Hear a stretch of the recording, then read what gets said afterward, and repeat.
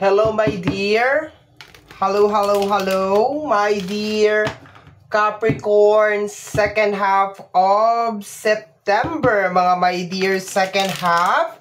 This is from September 16 hanggang sa katapusan, mga my dear Capricorn. And this is a general reading. So, reminder lang mga my dear na ang gagawin natin ngayon ay general reading. So, hindi po ito 100% na magre-resonate para sa ating lahat. So, please mga my dear Capricorn, lower your expectation pagdating po sa mga general reading. My dear Capricorn, first card mo is the Devil. Okay? Distraction. Okay, tingnan natin my dear, meron kang Devil, may distraction, related sa yung mga pangarap my dear, posibleng baka meron mga kontrabida, kasi ang kasama my dear is the Star. Okay?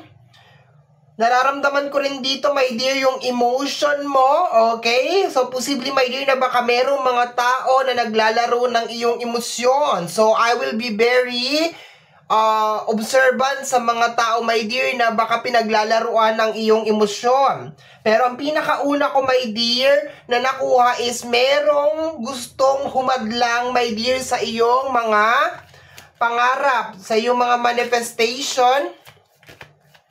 Okay, kung pangalawa na lang yung emotion. Okay, the Ace of Cups. Okay, my dear. Ang lakas talaga ng energy dito, my dear, na merong tao na ayaw kang maging masaya. Ayaw kang maging malaya. Yun ang nakukuha ko dito, my dear Capricorn. Next energy, next card is the Knight of Sword, okay? So, my dear, magiging aware ako sa mga tao sa paligid ko, my dear. Baka meron mga tao dyan na ang layunin, my dear, ay guluhin ka sa concentration mo, alisin ka sa concentration mo, focus mo, my dear. So, wag mong patulan, my dear, kasi nandito si Devil. Meron din naglalaro ng iyong emosyon, my dear. Okay. Tingnan natin. Next energy, my dear Capricorn. Second half of September, we have here the Nine of Wands. Sabi, my dear, parang hirap na hirap ka, my dear, na lumayo sa energy na to. Okay? So, posibleng malapit lang sa'yo to, my dear. Posibleng inside your relationship, inside your family, circle of friends, katrabaho.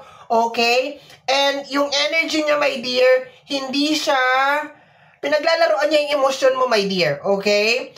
Pinaglalaroan niya, my dear, yung emosyon mo. We have here the Three of Cups. Okay?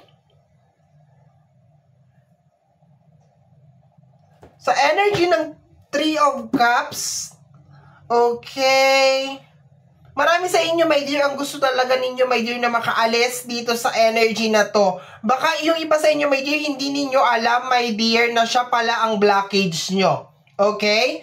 So, lamang na lamang dito, my dear, ang energy ng water sign, Cancer, Scorpio, and Pisces. Andito din ang energy ng Aquarius. Scorpio, nandito, my dear. Cancer, Scorpio, and Pisces. Aquarius energy, nandito din. Okay, eto. The Chariot. Lakas ng energy ng water sign, my dear.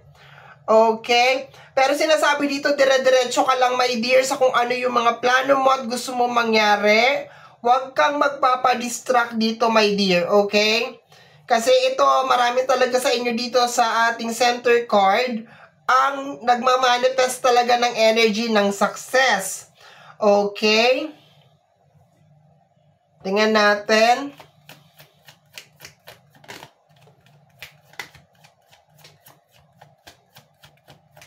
Posible din, my dear, may mga tao na makagawa din ng kasalanan sa'yo.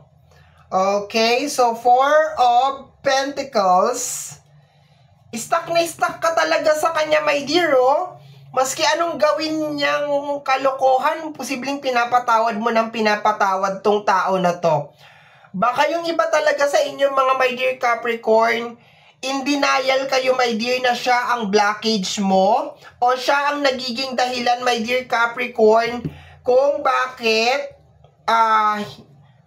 para nagkakaroon ng delay or pagkaantala sa mga manifestation mo, my dear. Basta I will be very, very careful, my dear Capricorn, sa mga tao na posibleng, alam mo yon, yung emosyon mo yung tinatarget, posibleng bigla na lang magagalit sa'yo or posibleng babalik ta rin yung sitwasyon, kasalanan naman talaga nila, tapos sa'yo isisisi. Yun ang nakukuha ko dito, my dear. Okay? Nakukuha ko rin dito, my dear, na parang meron ding tao, my dear, na meron siyang ginagawang hindi maganda na may kinalaman sa usapin ng pera. Yun ang nakukuha ko dito, my dear. Kaya din siguro, my dear, meron kang mga problema sa usapin ng pinansyal kasi parang meron siyang ginagawa na may kinalaman sa usapin ng pinansyal. Baka wrong handling of money or wrong spending of money, yun ang nakukuha ko dito, my dear. Masyado sigurong magastos, masyadong magarbo, masyadong maluho yung tao. Okay? Yun ang nakukuha ko dito na energy. Okay, we have here the energy of the Fool card. Kailangan mong umalis dito, my dear, sa energy nito, no? So, once, my dear, na i-trigger ka nitong energy na to, nitong tao na to, wag mong patulan. Ang pinakamaganda mong gawin dito, my dear, ay mag-walk out ka. Iwanan mo siya. Kung sakasakaling kausap mo to sa phone, wag mo na lang replyan. Kung sakasakaling kaharap mo siya or kasama mo sa bahay or katrabaho mo, talikuran mo siya, my dear. Okay? Kasi iti-trigger ka talaga niya, my dear. And then masisira yung buong concentration mo second half of September. Okay? Tingnan natin. Last card tayo. May pumapasok na energy. Ayan o. Posible din, my dear, na baka ayokong sabihin to kanina, pero sasabihin ko na ngayon, my dear. Posible, my dear, na meron din mga third party na issue, kaya siguro siya, my dear, na uubusan ng pera or laging walang pera, my dear Capricorn, is because baka meron siyang kinalolokohan na babae. Kasi, very highlighted dito, my dear, yung tatlong cups. Ayan, yung 3 cups na yan, and then itong cups na to. In all fairness naman dito sa card na to, my dear Capricorn, meron ka namang success dito sa card na to. Pero masyado talagang bothered yung emotion mo dito, my dear. Okay? So, if just in case may kinalaman to, my dear, sa third party na mga issue, huwag kang magpa-apekto, my dear. Ang pinakamaganda dito, my dear, ay papiliin mo na lang tong tao na to or mag-gather ka ng evidence, okay? Kasi parang pakiramdam ko, i-reverse niya yung energy or baka hindi to aamin, my dear. Yun ang nakukuha ko dito. Pero ang lakas ng energy ng third party nang dahil dito sa tatlong cups na to. Yung tatlong cups na yan, this is energy of celebration. Pero kanina, meron akong naramdaman, my dear, na parang may issue. Of course, this is a general reading. Meron sa inyo parang may kutob or parang may hinala na may something. Okay? And kino-confirm ng reading na to na yes, kasi nakuha ko dito sa site na to, my dear Capricorn, na meron siyang pinagkakagastusan ng pera.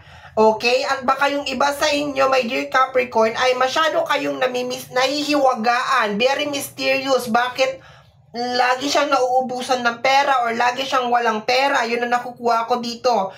Ang issue, ang reason doon, my dear, is meron siyang ginagastusan and posible nga itong third party na issue.